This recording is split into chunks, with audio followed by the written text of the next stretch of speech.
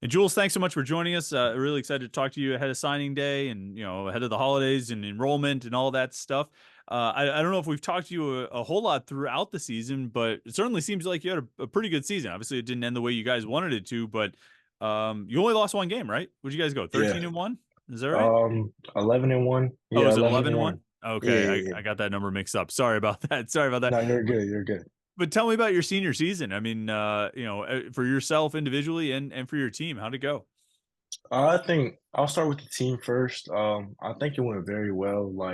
I was just playing with the guys that I've been playing with since I was 6, 7 years old, like since youth football. So I feel like it was the most special season that it's been. And just carrying on the legacy that we've built these past few years. We want to be known as like one of the powerhouses in our state. So we just kind of started performing like on a level that guys didn't expect us to like coming into the season. So we just kind of built on that standard like game to game, just kept getting better, and we know exactly how each other plays. So we're just building up that brotherhood and bringing it to the field.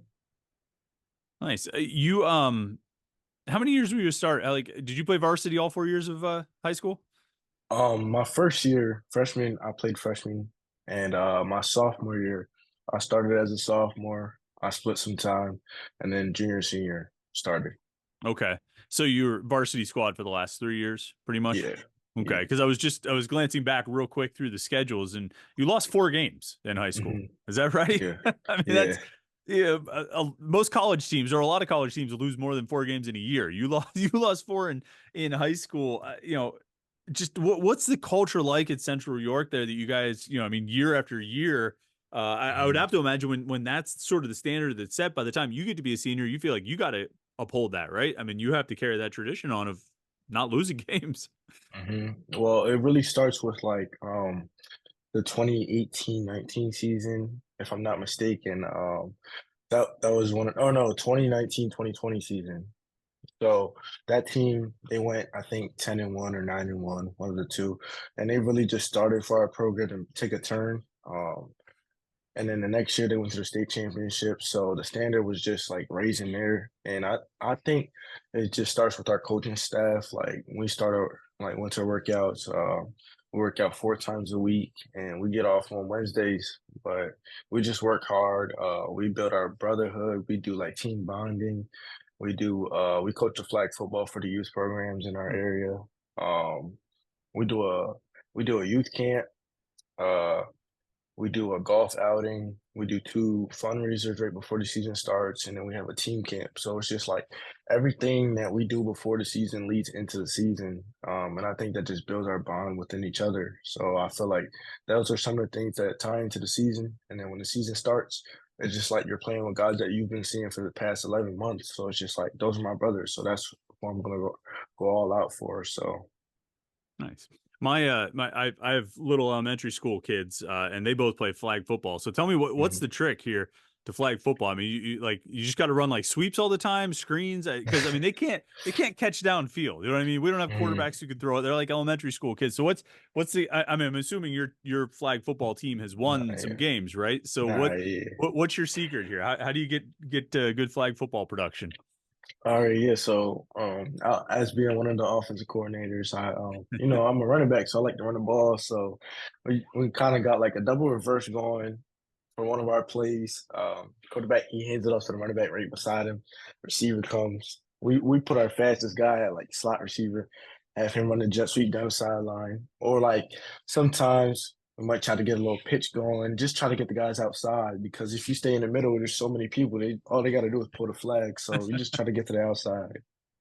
Do those Yeah, kids like crack you up sometimes? Like say something and you're like, oh, I never even thought about like that they just don't understand about. I yeah. remember one time one of the elementary school teams, the coach said, hey, you got to pick that guy up, meaning like you got to block him. And the kid walked Mhm. over and started to lift the kid off the ground. So he said you got to pick him up. So do you Yeah, get that sometimes with the little kids? They're like you're like, oh nah, wait, I got to explain this to you.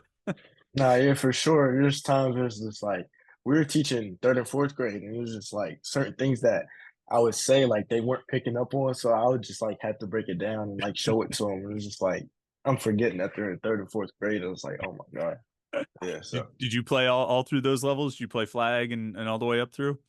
I think I played flag maybe 1 year, in, like, 2nd grade, but, but I was always, like, playing tackle and stuff with my older brothers in, like, the backyard, so I have, like, 2 older I have 2 older brothers that played, so I was always in the backyard with them, with, like, the older Nice. guys playing, and it was Right, just right. yeah. It's a little different when you got those big brothers who are Yeah, pushing you.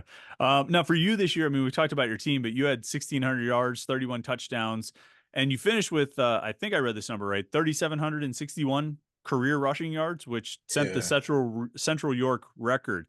When did you break that record? Do you like what? How far was it in the season when the you actually broke the record? It was week 8. Yeah, it was week 8. Um, so going into that game, my coach came to me and our athletic director, they were like, "This is the number to beat." It was 157. I'm like, "All right, cool. I got that." I'm like, "All right, we got that. Easy." And then I'm just like all week, I'm just dialed in, locked in, but still focused, preparing the exact same, but it's just like an extra edge to me. My lineman coach comes to me, he's just like, "You got an extra edge to you this week." I was just like, "Yeah, I'm motivated this week, coach." Like it's just like I was just like dialed in. So every run, I'm just trying to make every run count. First half, I think I ended the first half like 109. Finished the game with 249. So Okay, we okay. broke that. And like they didn't tell me when I broke it. I think it was sometime in the third quarter I broke it. I think it might have been like a 4 5 yard gain. Broke it. And coach knew and he looked at one of the other coaches and I just saw it on one of the like media platforms that were out. And he got it. But I didn't see it until afterwards and I didn't know anything until afterwards. And They didn't uh, announce it like during the game. They didn't go over the PA like Juelz Goff has mm, now broken the new, set a new mm-mm. record. Nothing. So Oh man. first so first it was supposed to be at a home game at our yeah, the week before it was supposed to be at our home game, right? So it was week 7, it was homecoming. Coach Borbley came to the game and that was supposed to be the week that I broke the record, right? And they had the wrong number, so it was supposed to be I think it was 196 they were saying. And we ended up playing a team where it's like just everything was working. So it's just like I wasn't even gonna make it to the second. You know what I'm saying? So I'm not playing second half. So it's just like that didn't go through. And then they got the right number. So going into that week, it was 157. So they told me the right number and everything. And then that was at an away game.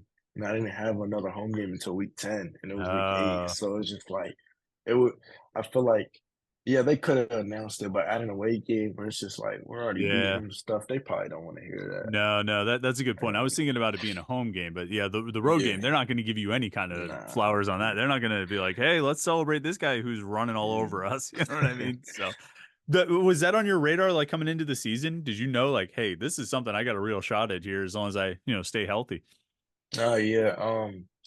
Well, like coming into this season, I think coach had mentioned something about it. He was like, I think you're only like but so many yards shy of the record. I was just like, really? Like, because I don't really play just for the accolades. I just play because I had passion for the game, whether I'm making a big play or not.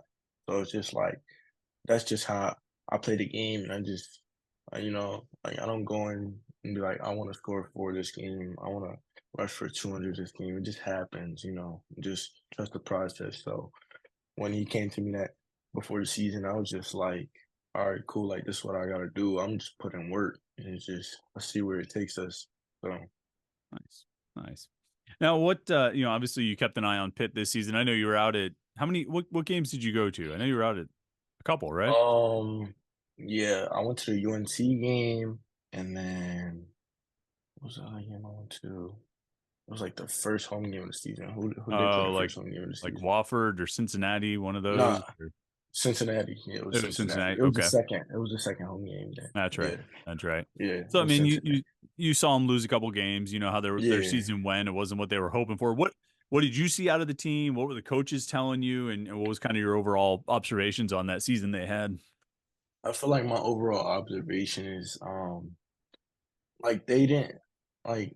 just the record says one thing, but, like, just actually seeing the team is another thing, like, I know they got, like, a lot of guys that just, like, the pieces didn't come together, like, the quarterback situation was just something that they were trying to get at, like, all season long, so it's just like the quarterback's the captain of the team, so if you don't have that established, then certain things might not fall into place how you would want them to. So it's just like it's not anything with like the talent that wasn't there. It's like you could definitely see the talent, offensively and defensively. It's just like in certain situations, they just didn't work out how they would want them to. So Right. Have you gotten a chance to talk to Cade Bell, the new OC? I haven't gotten a chance to speak to him on the phone. I'm definitely gonna talk to him real soon, but he texted me this morning. We talked. So Nice, nice. Okay. Had you, like when you heard he was getting hired, did you go look into Western Carolina or ask around about it? Or nah, yeah. So as soon as that happened, my head coach, my high school head coach, and my high school running back coach, they both sent me some like information on him, asked me what I knew about him. I didn't really know much about him before, and then so me and my dad broke down like some of the film about him and just like watched how like what was it, West Carolina? West yeah, Carolina, Western right? Carolina. Yeah, Yeah. yeah. And we were just watching them. We just saw like his numbers that he put him in the FCS. So we broke down that film, we watched it. So I really like his offense. I think he's gonna do something special with us. Yeah. See, explosive stuff, lots of points, lots of yards, right? Yeah, That for kind of thing. sure. Cool. And then I was curious. I wanted to ask you. I mean, you're the lone running back in Pitt's recruiting class, but up until a couple of weeks ago, there were two of you guys. I don't know. Like, Yeah. did you know Yassine Willis much? Did you talk to him much? I mean, you guys were both committed for a while there together. I wasn't Mhm. sure. Like, did you have much contact with him as he was going through it? Well, first I first met him when we both went on our official visit. So we went on like the same weekend, and he was still like undecided whether he was going to commit or not. And we kind of like crossed paths like a bunch of times throughout that official visit, and we were just talking. It was just cool from there. And I think we talked like once or twice after that. And we also have like a Pitt commit group chat that we talk in. Right. So yeah, we talked a few times. Yeah.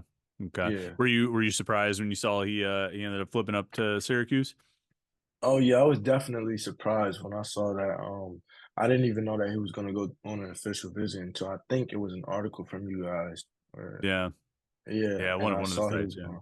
Yeah, Okay. and I saw he went on an official visit. So I was just like, I didn't know what was going on. Maybe he was just visiting. I don't know. Just Mhm. trying to see what the new coach was like. I don't know. But when I saw that, I was just shocked. I was like, I thought we were gonna be like the 1-2. We like Mm. coming in together, 24 class, but I was just like, I don't know. Right. Maybe that's what's best for him. Yeah. Right. I'm curious, like like you said you were surprised to even see that he was taking a visit. Does that news make it into the group chat with the other commits?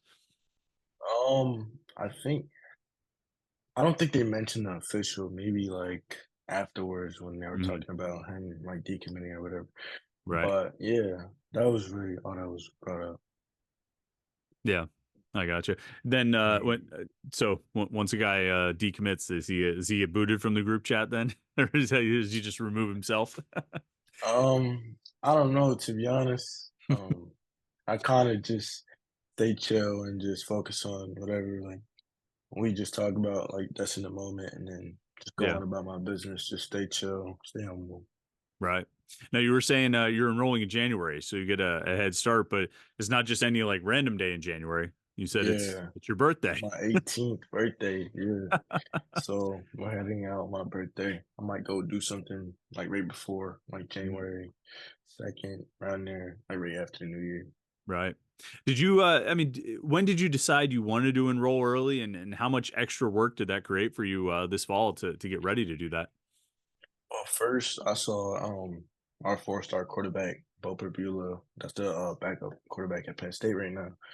I saw him. He enrolled early at Penn State, and he was just telling me how he got a head start, and it's going to be tough. So he's like, if you go there in the summer, it's going to be like a little time to do a lot if you want to play. So he's like, just putting in the work, and he was just asking where I was at, like, as far as like education, and I was just like, I should be good. And then I talked to my guidance counselor. I talked to my head coach. I was like, this is what I want to do. And then my parents, I was like, this is what I want to do. Like going into my junior year. I told them that. So it's just like that was already a goal. So we were already like having that emotion, no matter what school I was going to go to. So Right. Gotcha. Okay, so it's not like you decided over the summer and had to just jam all the extra work in to the mm-mm. fall. Nice. Okay. Nah, yeah, I saw him do that, and I wanted to do that as well. So shout out to Bo. Okay. Yeah, credit him. Credit him. Cool. All right. Well, Yeah, sounds good. Well, thanks, Jules. I really appreciate you taking some time, and it was good to catch up with you. It's fun to hear about that record-setting season. That's pretty great. So, congratulations on that and on a great career. And I guess we'll see you once you get to Pitt in a couple weeks. I appreciate it. Thanks for having me.